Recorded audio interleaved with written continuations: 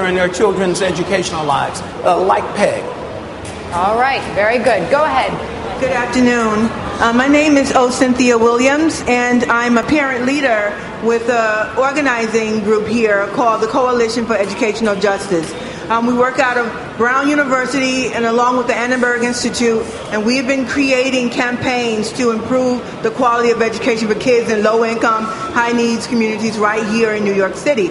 And we worked with the Department of Education before, but for the last, I'll say, 4 or 5 years, it seems to have been a really hard challenge, really getting the department to really listen to the ideas and the input of parents. And all we want to do really is to have a voice. We represent hundreds of thousands of parents in communities all around this city.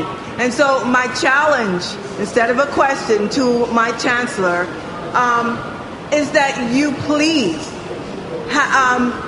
take it upon yourself to really listen and to work with our group and other parent groups around the city who really want to make a difference in the child's life. Our only motivation is to ensure that children get a quality and well-rounded education, and that we come up with alternatives to closing schools that are devastating communities and parents and children, and really think strategically and strongly of other avenues to improve those schools before they get to the closing point. So just in quick response, I mean, I met with, they're called CEJ for short. I met with CEJ, I guess around 2 weeks ago, where we sat around the table at the Department of Education to listen to a number of issues and the challenges that CEJ presented to me and to my staff. So there's always an ongoing dialogue. And one of the things that I talked about earlier as far as accessibility is concerned, people know in this room and people who are not in this room that the door is always open. We may agree, we may disagree at times. But to me, the challenge is how we focus our energies together on our students. And that, to me, is the bottom line.